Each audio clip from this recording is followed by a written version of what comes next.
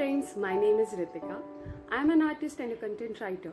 Abhishek is a very good friend of mine since 2-3 years now, and I am really very grateful of him for giving me this opportunity to showcase my passion towards art in front of you all.